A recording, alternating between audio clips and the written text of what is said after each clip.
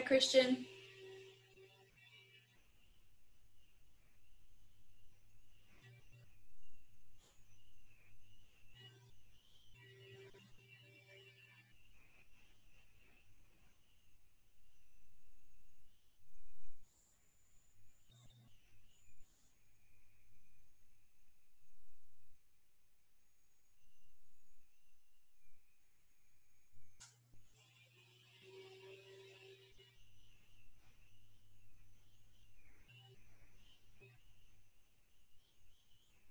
Hi, everyone.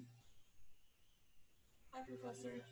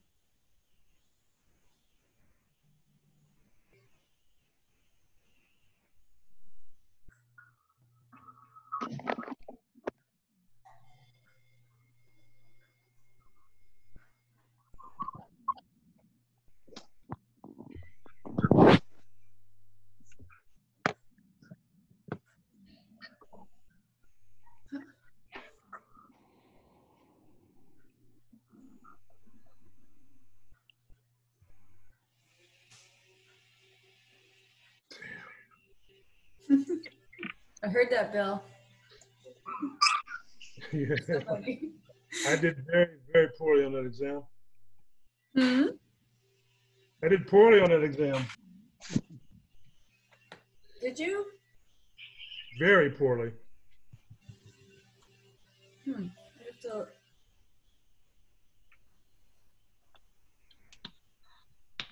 It's putting people in the waiting room, and I don't know why. So I'm admitting them.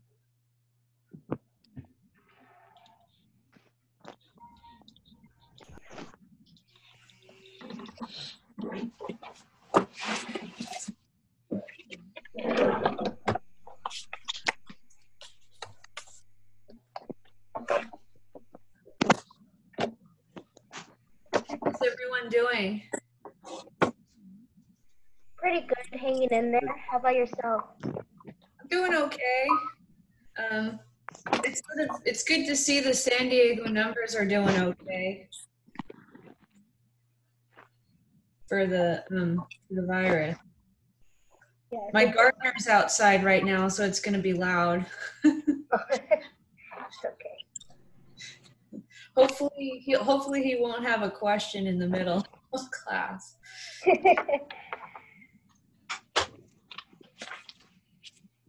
Ah, trying to put my watch on. Forget that. Okay, I think everybody's in.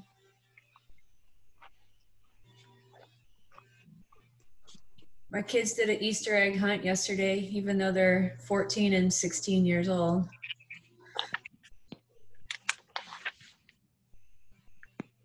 That's kind of fun. Okay, so well, I think I've got 17 people. There's people still arriving, so we give it a couple minutes. I forgot to buy chocolate for Easter, which is really a character.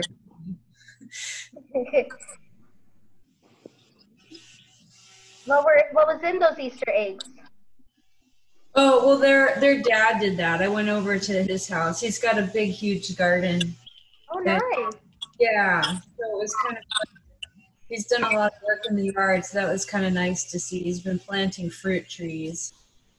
And so I have some cake for when they come here, but I don't have something here. Probably right after class. Brought over flowers and masks. I made masks for his mom. And Oh, that's so nice. my sewing machine's been out for a month now. Oh, no. What's wrong with it? Oh, not out. I mean, meaning like not put away. Oh, got it. That makes sense.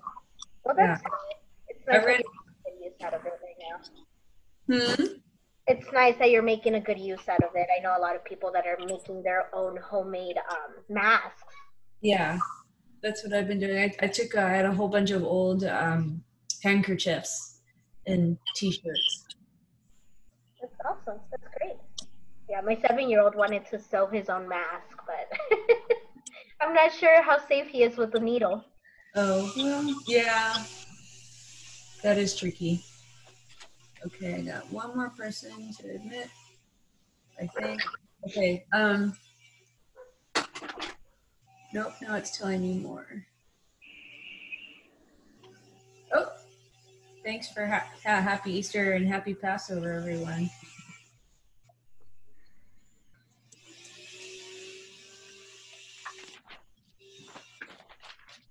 Okay, so on the screen, you should be able to see the lesson plan.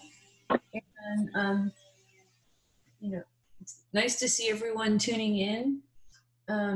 Exam 2 went really well. You guys did a really good job on the written part. Scores were a little bit more spread out on multiple choice, but there were near perfect scores on that. I know time was an issue, and I'll take that into consideration next time. I'll probably try to put multiple choice on Canvas instead of Pearson next time, but we'll see how that goes. So what I want to do today is just go over the schedule and then answer any questions that you may have. So I spent a lot of time. I've recorded I think almost 11 videos for the chapter 9 slides. Have you guys had a chance to see any of the videos yet? I just literally linked to them last night. I had some of them in before, but then I did a whole bunch more.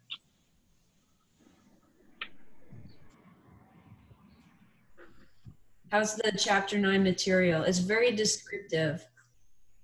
I went through it slowly. It made sense. But I got hung up on one section of it. It was page 297, where they talked about these orbitals in the quantum mechanic model. Uh-huh. And I didn't quite get the gist of that. Orbitals? Okay, I can't believe my gardener is being very loud. So, okay, so let's just go over the announcements and then I can do questions. So, have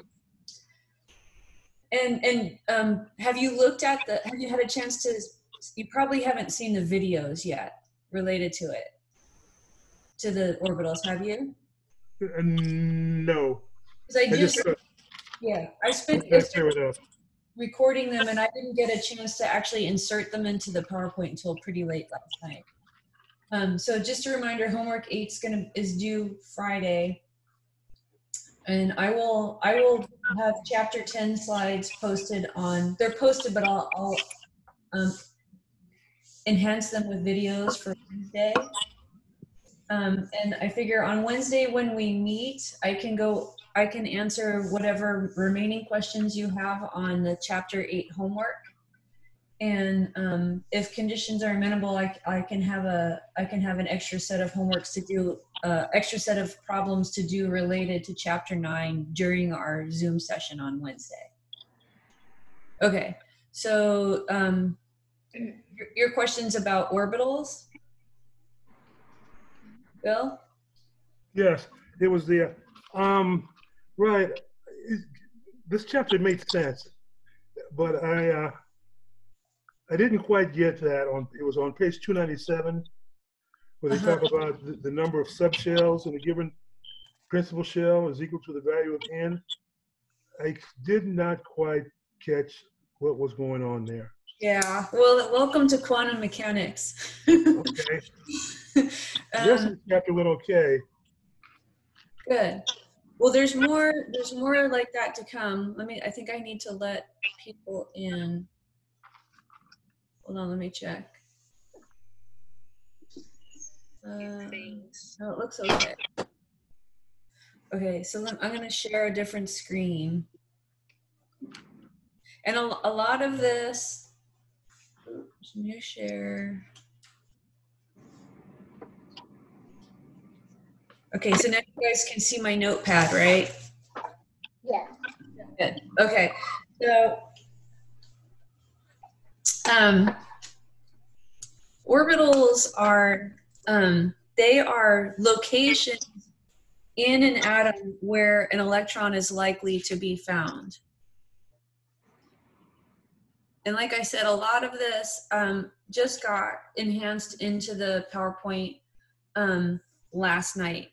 But I think it's worth going. This is the kind of chapter that I really like lecturing on, because things come in so many different directions, and it generally comes together, but it's kind of uncomfortable until it all comes together.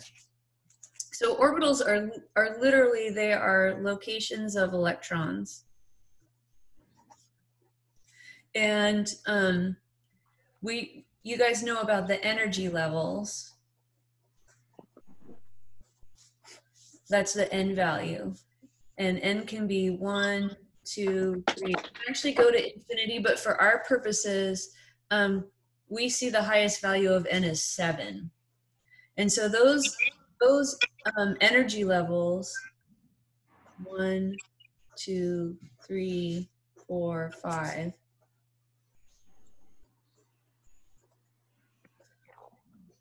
Okay, so Niels Bohr had this idea about the different energy levels in the principal quantum number n. However, it turns out that there's subdivisions of the energy levels.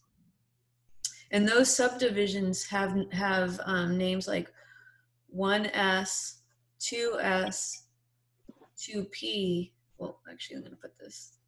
I don't like that. They get subdivided. Okay. So instead of just n equals 1 to 7, the energy levels go 1s, 2s, 2p, 3s,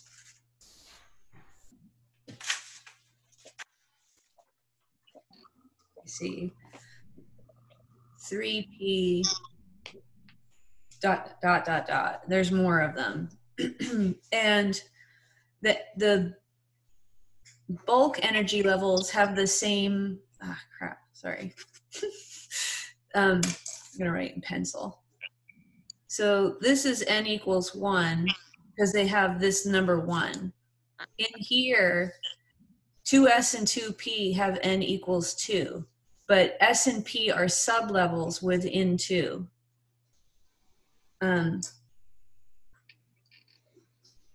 There are, for n equals 3, there's 3s, 3p, and 3d.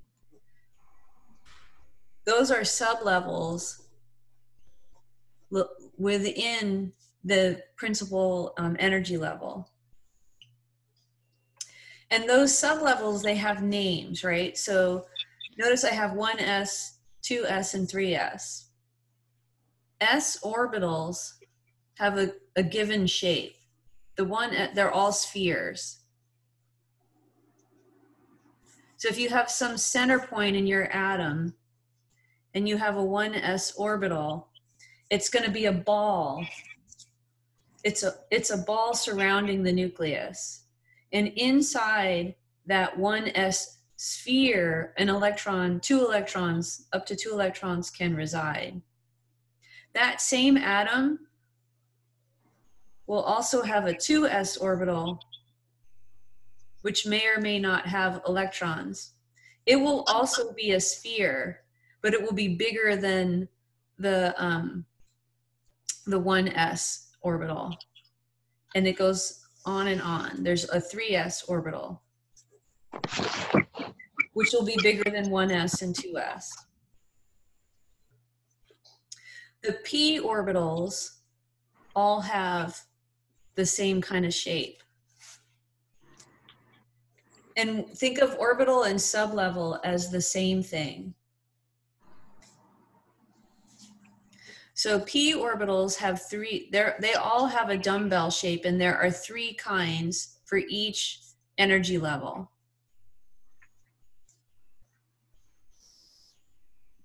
If our axis system has x and y and z axes,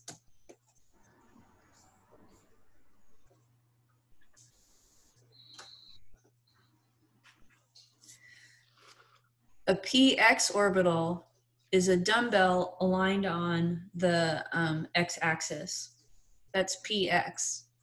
Now you can have a 2px or a 3px or a 4px, and they differ in size. Py is a dumbbell oriented on the y-axis, and pz is a dumbbell oriented on the z-axis. And what those orbitals mean, oops, I need to admit people.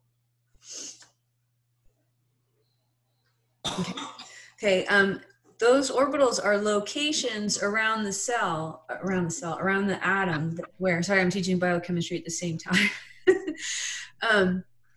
where an electron has a probability of existing.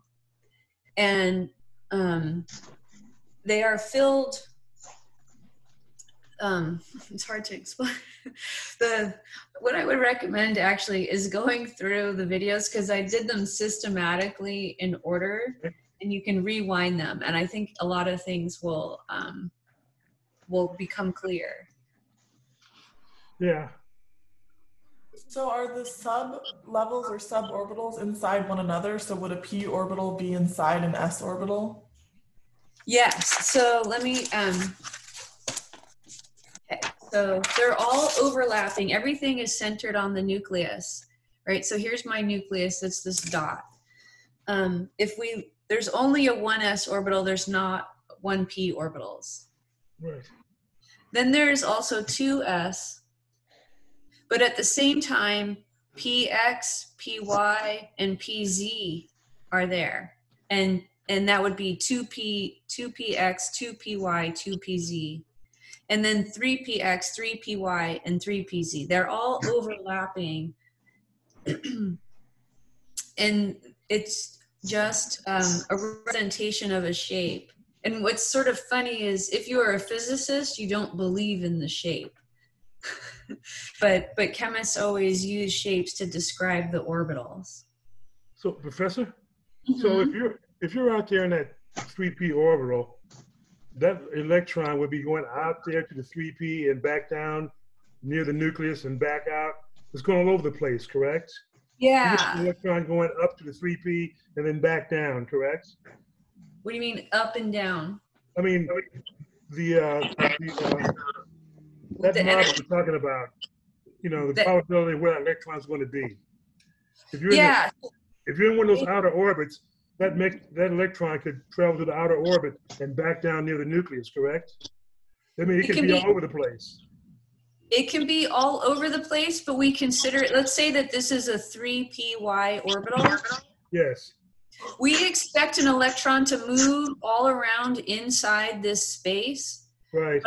but we expect it to stay, we expect it to be in a 3py orbital, which has an associated energy level.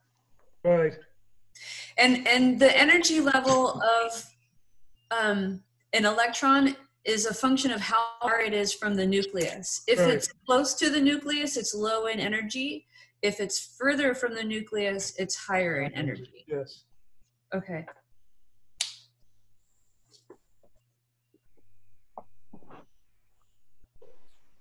And they fill from low to high energy. Right. Right. Could you explain what you meant? Because one of the videos talked about electrons moving from level to level, and it mentioned that they can't move in between. And the Yes. example was given that it moved from n=1 to n=4. So would it not be able to move to 2 or 3? No, it can move to 2 or 3. So the question is, what did I mean by it had to have a discrete energy level? So since we're talking about orbitals, I'm going to list the energy levels with orbitals. Okay, so the lowest energy orbital is 1s. The next one in energy is 2s. The next one up in energy is 2p. And then it goes 3s. And then it goes 3p. The energy level above that is 4s, then it goes 3d, 1, 2, 3, 4, and there's 5d orbitals. Okay, so an electron may be, let's just do with one electron. It may be in the 1s orbital. That is the lowest energy orbital. It's closest to the nucleus. It's a small sphere. If the atom absorbs energy, this electron can move to a 2p orbital. What it can't do is be in an energy state between 2s and 2p. In theory, it has the ability to move to any of these energy levels. And I should point out that our y-axis here is energy. So this is low energy, and high energy is up top. So when I said it can't go to just any level, it can't live here because there's no orbital with that associated energy. But it could move one orbital at a time, so from 1s to 2s. Yes. Yeah. And actually for it to go from here to here, the energy, can you hear the leaf blower? Yeah. Sorry. To go from here to here, there's an associated change in energy, right? Because it's the energy of this orbital minus the energy of that orbital. Is this big enough for you guys to see? Or do I need to zoom in?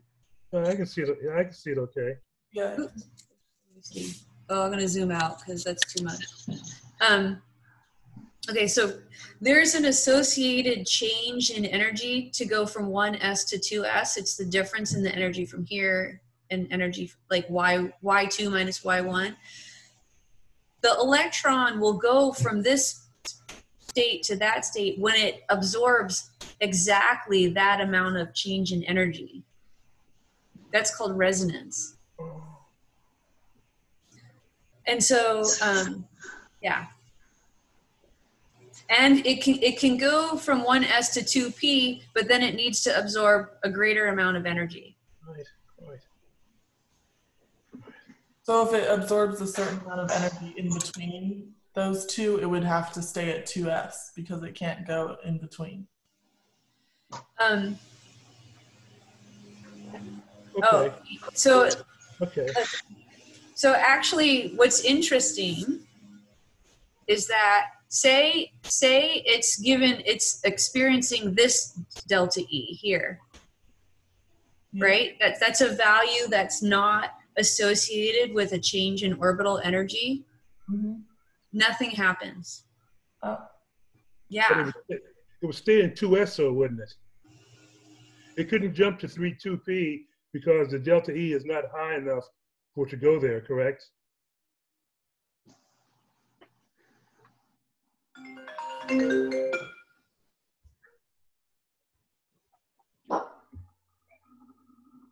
I lost you. Yeah, we couldn't hear you. Hello.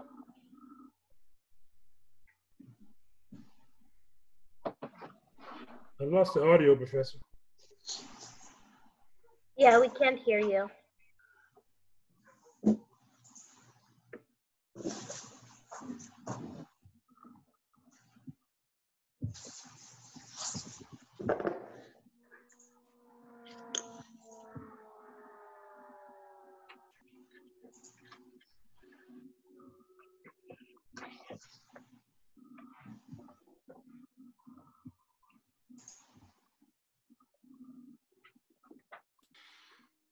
Can you hear me now? Yes. Let's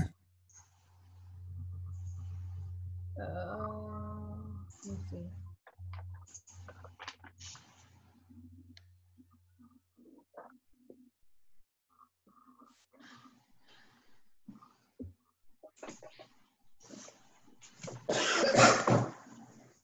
Can you guys hear me? Yes. Yes, Professor. But lost the screen. Lost the video.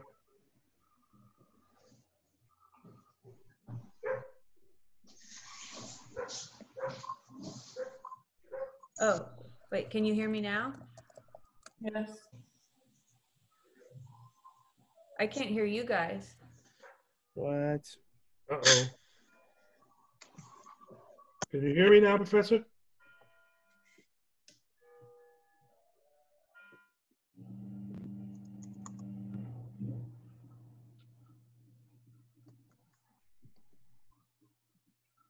Okay. Oh, okay, good. Okay, but you probably, did you lose the the notepad? Yeah. Yes. Let me see, new share.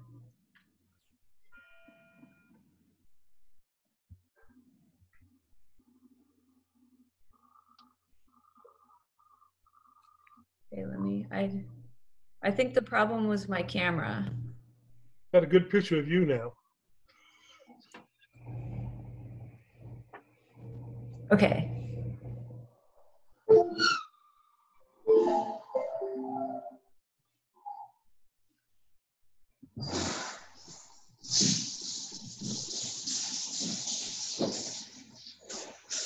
Oh, I muted you guys when I was trying to figure out what was wrong with my microphone. Yeah. Okay, so I think we're all back. You can see my notepad, right? Yes. Yeah, okay. All right, so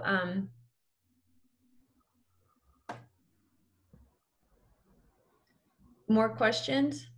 Professor, on your notepad there, Uh-huh. that you said it takes an exact amount of energy to go, say, for example, from the 1s to the 2s, correct? Yes. Now, if you say you have more energy than necessary to get to the 2s, it will not go to 2p until it has enough energy to get there, correct? It will stay in 2s, No, it will stay in 1s. but you have enough energy to get it up to 2s, okay? But it won't, it still won't, it has to match. It has to match exactly. It has to match exactly. That's why there are lines on the atomic line spectrum. So if you come up with energy, say the energy level is higher than the exact match, it will not move from 1s? Correct. Okay. Now, Is it like a perfect absolute threshold type thing? yeah, it's not a threshold. A threshold would mean if you have more energy, it would go, but it's a perfect match that it has to have. Oh, okay. That perfect match is called resonance. Okay. Resonance. Okay. But you know, that's beyond the scope of the class.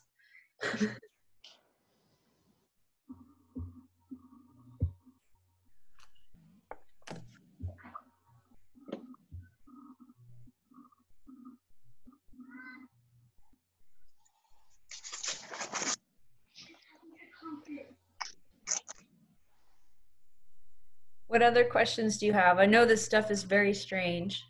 So, Professor, once it moves to the 2s, you have that delta E, that exact match. Uh-huh.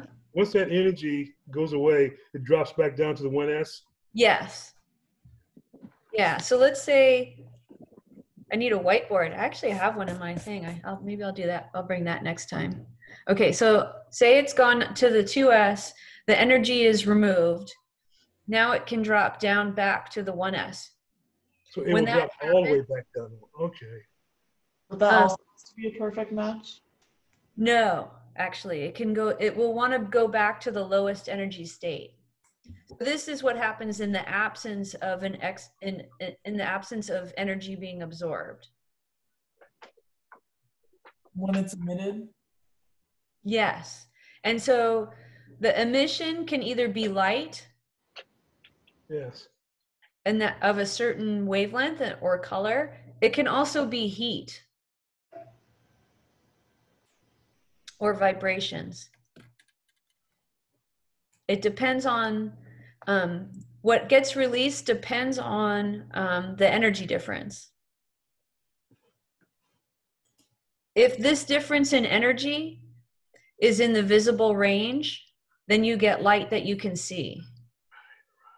If this energy difference is in the range of of a vibration, a bond vibration, then that's what happens.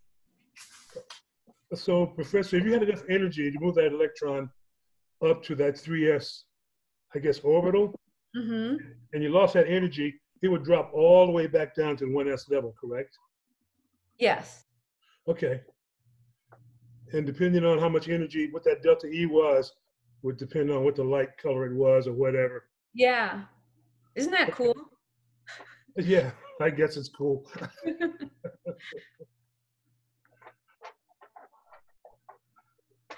And so, so all of spectroscopy is based on understanding this. And it turns out that a lot of ultraviolet light that gets absorbed, that's all related to electrons that are involved in chemical reactions. And so we have all these tools that relate to different things in chemistry, and it's all about movement of electrons to different energy states. And electrons are what are moving around in chemical reactions, so that's why it's important to chemistry. Does that affect like human beings? Yeah, so when you are absorbing, when you're absorbing UV light and you get tanning, that has to do with chemical changes that are happening in a certain kind of electrons in a pigment in your skin. So if you get too much and it burns your skin, does it burn the cells? Like, is it too much for them or something? Oh, if you have too much UV light, there's damage to the DNA in your cells. And that, okay. yeah, UV light can cause chemical changes, but it can also cause damage to part of the chemical changes is damage to your DNA. That's so crazy.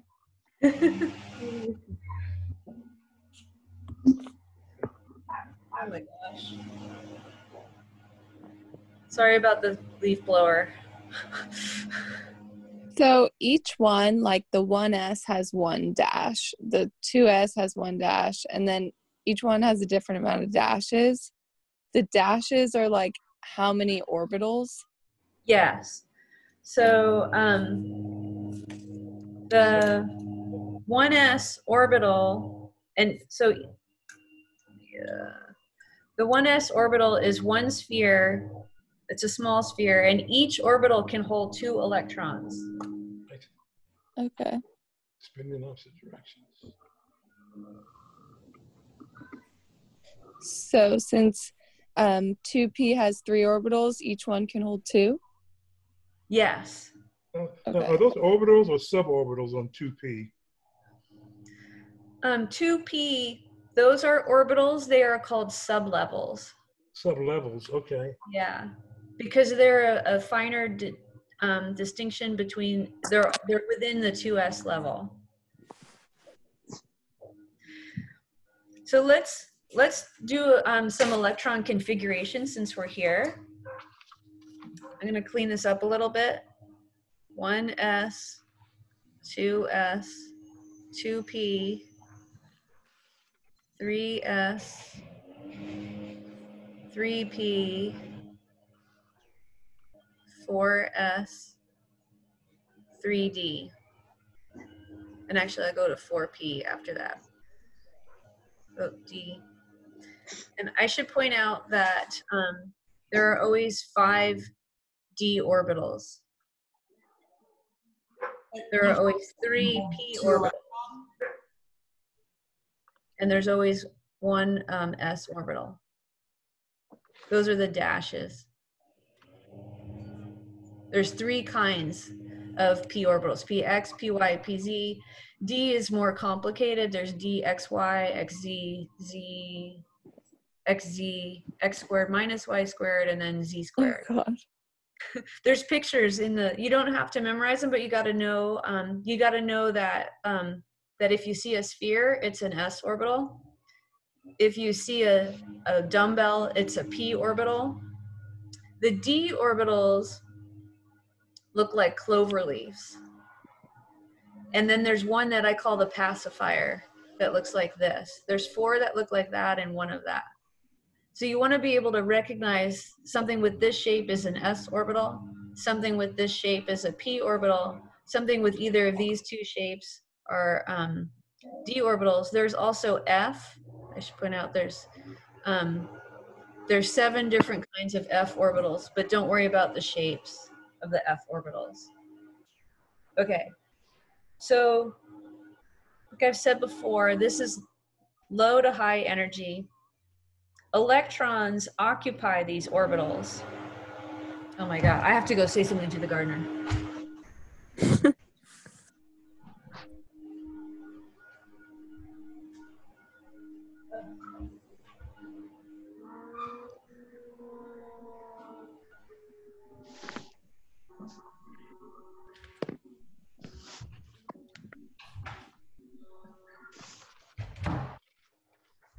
Okay, I closed windows and doors. Okay, so where is my pencil? So orbitals get filled with the electrons that are in an atom, and we've only been looking at 1 electron, but let's say we have nitrogen. How many electrons does nitrogen have? Nitrogen has 7. Okay, 7 electrons. So each orbital can have 2 electrons, and they're going to fill starting at the lowest energy orbital, and they're going to go until we run out of electrons. And so I have 2 electrons in the 1s orbital, 2 electrons in the 2s orbital. That gives me 4. And then I can start filling the 2 p's. But it's important to know that you fill the 2 p's, you half fill them 1 at a time. So 5, 6, 7. I do not put 2 of them in one of the 2p orbitals until I have half filled all of them. So this is the locations of the electrons in nitrogen when it's in the ground state. The ground state is the most stable state and the lowest energy state. And when you take away whatever energy is exciting electrons into higher energy levels, when that energy is taken away, it returns to the ground state.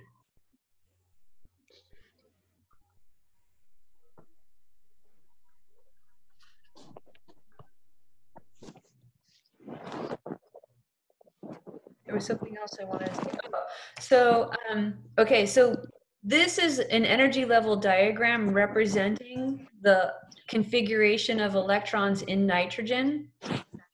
We would write it out from lowest to high energy like this: 1s, because that's the name of this orbital, because it has 2 electrons, we write 1s2.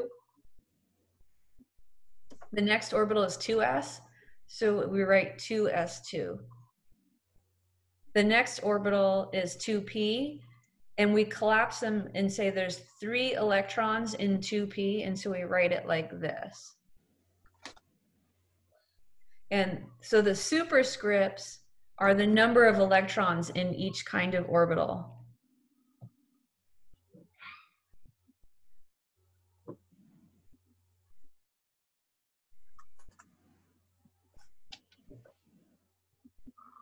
And we say in each subshell.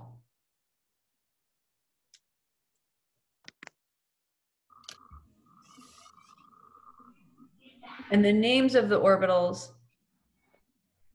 are 1s, 2s, and 2p.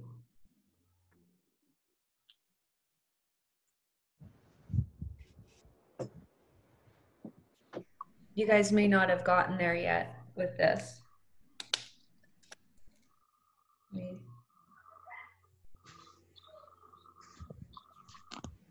For 2p, the reason why you only put 1 on each line is because you want to fill the entire 2p? Yes, there's a special stability with having, hold on, let me pull up the screen for me. There's a special stability with having an energy level or a sublevel half filled or totally filled. So we always put them half filled before we do, before we pair them up. So if I had oxygen has 8 electrons, that next electron would go there. Oh, okay.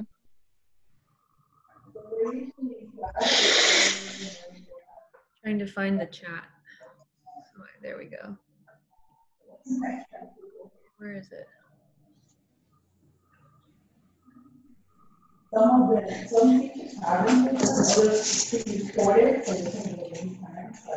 we go.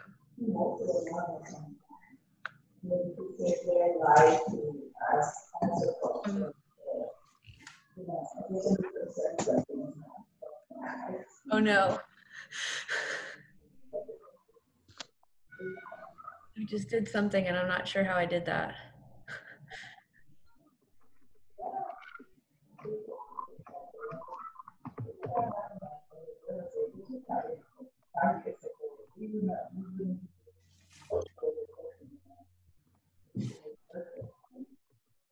There we go. Okay, I'm trying to get to this question here. Okay.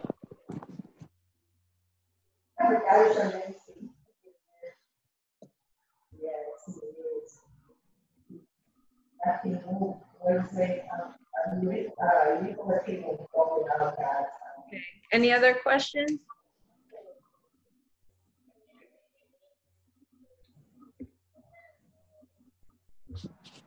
Let me go over one more thing while we're here, and that is the difference between valence electrons and core electrons. And actually, let me put this back. Let's say that I have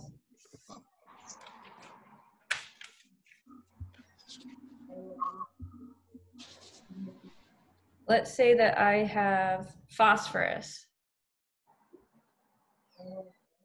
How many electrons does phosphorus have?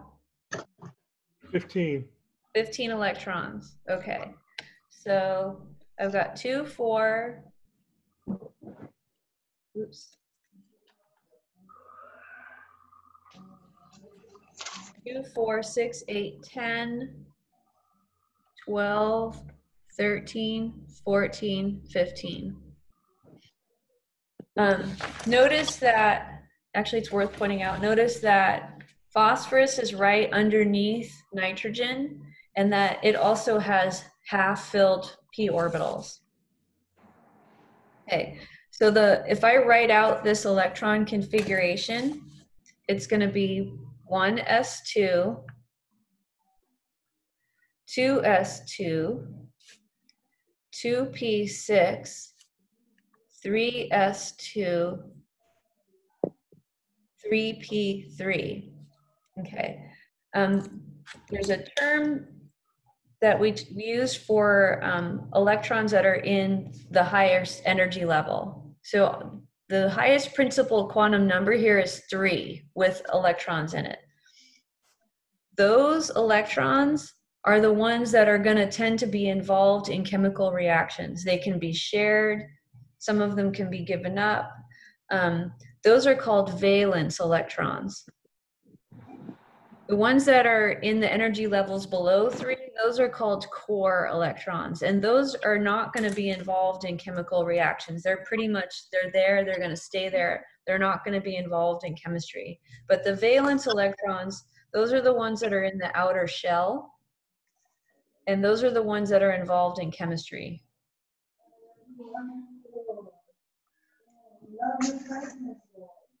Oh, we love having conversations with you.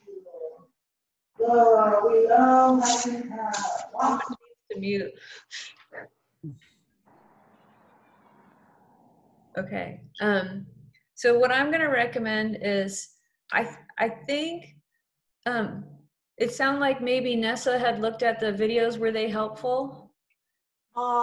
Yeah, I was looking at them earlier this morning. I looked at them actually a few days ago, and I was a little confused because it jumped from like the shape of the orbitals to all of a sudden counting them. You added a video from some lady that does like chemistry tutoring, and that one helped a lot, showing the electron configuration and the noble gas configuration. Good. And counting those out. Yeah, so that video, it's a little long, but she does a very good job. Yeah. Okay. So I think, so having been, and did you see the ones that I added too, or did you? Yeah. Okay. So I think that it would probably, the best use of time now would probably be to go through the PowerPoint and watch the videos. Would you agree? Yeah. Yes. Okay, so let's do that, and then come with questions on Wednesday, and I can go over examples.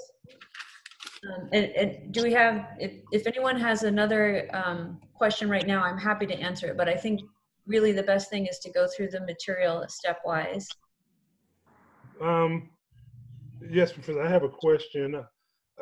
I've been reading chapter 9. Going through the process of naming, the orbits. That, like for phosphorus, when they sometimes they'll put like a noble gas there, and then they'll put the orbits beyond that for a particular element, correct? Like they might go AR, then they'll have, they'll have those electrons filled for AR, then they'll put AR there, the element, and then they'll continue on for the whatever element you're looking at, correct? Oh, the abbreviations? The abbreviation. My question was, and the abbreviations are only on the noble gas side, correct? Yes. My thing is, I got lost because even once I got the abbreviation, I still had to go through all the orbits to find out what the abbreviation was before I could continue on. Is there a way? Do those noble gases all have specific orbits that are defined? That like, or do you have to go through and walk through them all, like the 1s, 2s, 3s, for something that goes beyond that noble gas? Okay, so I may be too far ahead by asking this question. No, I think it's okay. So what Bill's talking about is there's a really long list of orbitals to name when you're doing the electron configuration. So to make it shorter, what we do is we abbreviate, and we use abbreviations for completely full shells, and those would be the noble gases. And so, for example, I'll do something different than what's in the video, just to have something to compare it to. If we look at krypton has 36 electrons, and the electron configuration for krypton will be 1s2, 2s2, 2p6, 3s2, 3p6, 4s2, 3d10, 4p6. Can you stop right there? Yeah. What do you do when you are counting those up? I noticed your finger was moving all over this periodic table. Yes. What's going on? What are you doing there? Okay. So so there's videos, but in each column of the periodic table, there are blocks. The s Yes. orbitals get filled in the first two columns. Right. In the transition metals, the d orbitals are getting filled. Okay. And then in here, it's always the p orbitals. The f's are Okay. down here. So, and it's always associated with the row on the periodic table. I know that if it's in this column here, it's S1 is the last electron to get filled. Right. And it goes with the row corresponds with the quantum number. So hydrogen has a 1s electron. Yes. Lithium is in the second row. This will be a 2s electron. Right. Sodium is in the third row. That will be a 3s electron. Okay. Yeah. And so I always use the periodic table to list the orbital names in order, and they go from left to right and then down a row from left to right. Now, the d orbitals are always n-1. I'm going to go through this slowly. So here, hydrogen and helium, that's 1s2. Here, lithium and beryllium, that's 2s2. Now I go across here and I'm filling p orbitals. I'm in the second row. So when I get to neon, I have 2p6 because it's 1, 2, 3, 4, 5, 6. If you ever forget how many p orbitals there are, you can divide the number of columns in that block divided by 2. Because there's 2 electrons in each orbital. There's 6 electrons that get filled in the p block. 6 divided by 2 is 3. Right. Okay. So then after I get to neon, I go down a row over here to n equals 3, and I have 3s2. Then I go across to 3p6 because I'm in the third row and I'm in the p block. When I get down to potassium, I have n equals 4, so it'll be 4s2. But now I've gotten to the transition metals, and what I said is that it's n-1 in the transition metals. So I go from 4s2 to 3d10. Okay. Because 3 is 4 minus 1, and n is 4. Then I go across to here. Now I'm in the p block. I get 4p6. And all of that gets me to krypton.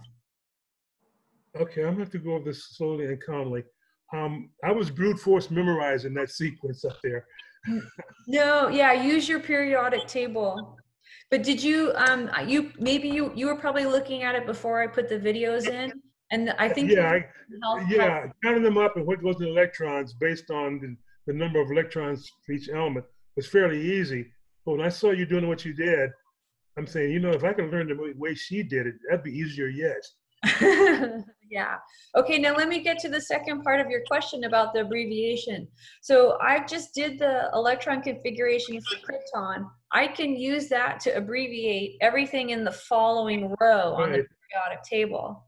Right. So if I want the electron configuration for yttrium, Y, I would write for yttrium, I would abbreviate, instead of writing all this out, which is the same thing as the the electron configuration for krypton, I would write krypton, and now I'm in the 5th row, the 5th period on the periodic table. So these will be 5s2. And then what is this one going to be? What's the last orbital to get filled? 511. That 41. there's 39 electrons in there, so I heard it. It's 4d1 because now I'm in the D block. I was at n equals 5, but the D block is n minus 1. And so this will be 4d1. I'm in the first row of the D block. And so like this will be D1, D2, D3, D4, D5, D6, D7, D8, D9, D10. And the F block is worth pointing out, it's n minus 2.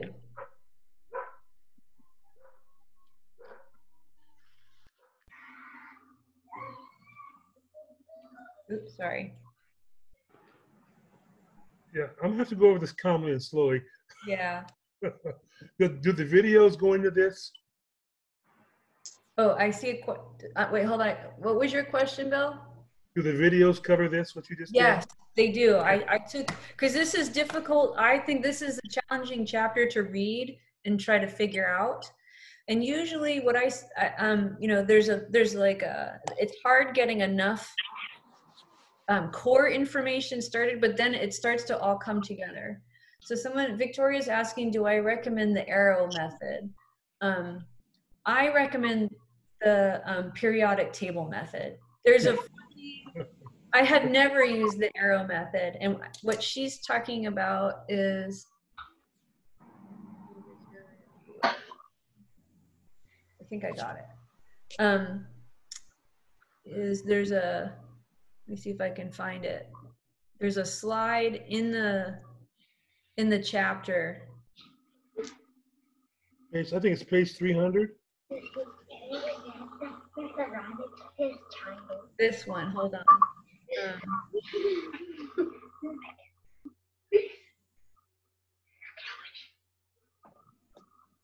Victoria, this is the arrow method you were asking about? That's the arrow method, okay. I think. Yeah, I never use this. I don't find that helpful. That's just me. I always use the periodic table, and you will always have a periodic table.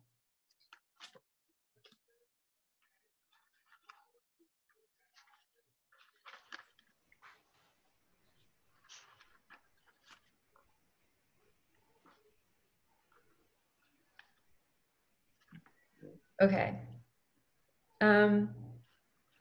Yeah, so go ahead and give the videos a chance, and you can email me questions during the week, but also I'll be available for questions on Wednesday. And if you think there's a gap, like Nessa, you mentioned a gap in the videos, that there was a big jump. If you want to email me a reminder, I might be able to record something and add it to the PowerPoints. I think with the videos you added last night, it was a lot better. I had been looking at it earlier in the week. Okay. Yeah, I was trying to get to them. It took me a long time to record those, and Yeah. and maybe you could I think I cursed in one spot. Did you hear it? Yeah. You did? I think it was a small slip of it. It was like, it was not that bad of a curse word, I think, but I remember, yeah. One note crashed on me in the middle of an example. I think that's what happened. Yeah. So maybe I should offer extra credit points for the time and location of the expletive. Yeah. I had a question from the exam, actually. I was wondering if you could go over. Uh-huh. One of the enthalpy questions, when it tells you how much mass or how many moles there are for a certain amount of heat, and then it asks you for a different amount of heat to change the mass.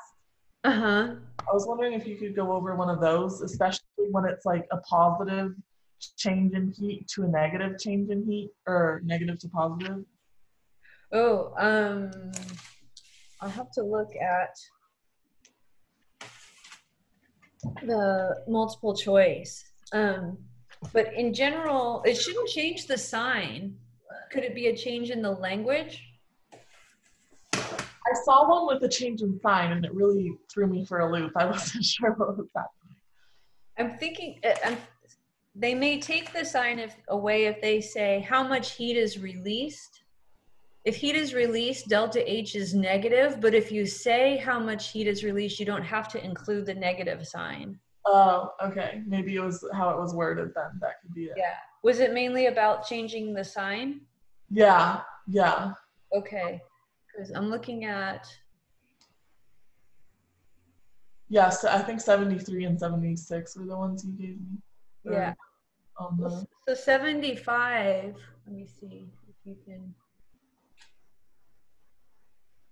75 Yeah. octane is a component of gasoline that burns according to this equation. Look at, they have the fraction, which you guys are allowed to have. Let me see. It's a little blurry. Usually this is really clear. Let me see. All right. What is the mass of octane in grams required to produce 1.55 times 10 to the third kilojoules of heat?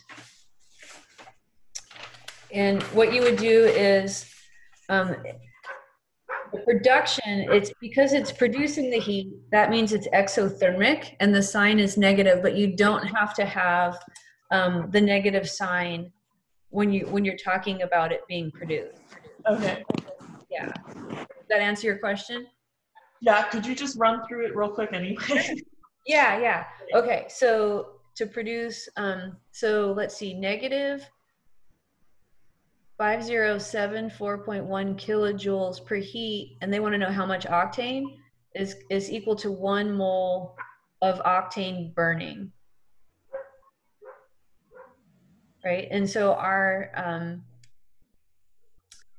so that is our equivalence, and we can get conversion factors out of that. So I would start with the heat that it wants. Oops, you guys can't see this, sorry. 1.55 times 10 to the third kilojoules of heat. And then I'm going to use this equivalence and say it's 5074.1 kilojoules of heat per 1 mole of octane. So it's kind of how we do the limiting reactants, just instead of like a product and a reactant, it's the heat and a reactant. Yeah. Okay. Yeah. Although this one isn't limiting because I don't have 2 reagents, but it's the same process. Yeah. And so, yeah, so there would be 1 mole of octane, and then Can you slide your paper up some, please? Oh, yeah, sorry, thanks. Okay. 1 mole of octane, and I would put the molar mass there. And that molar mass, where's my calculator? Molar mass of octane would be 8 times 12 plus 18 plus 18 times 1.01. I'm trying to find, oh, there's my calculator.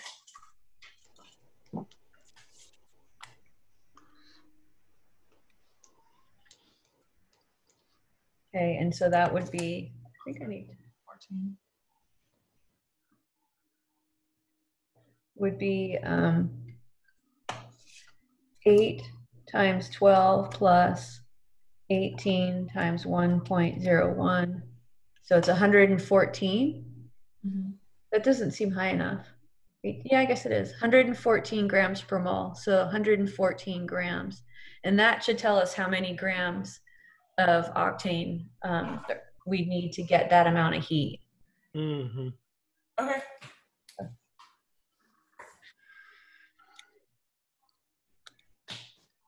Thank you.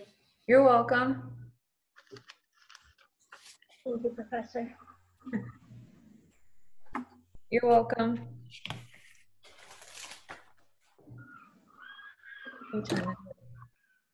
Okay, so let's end there, and good luck with it all, you guys.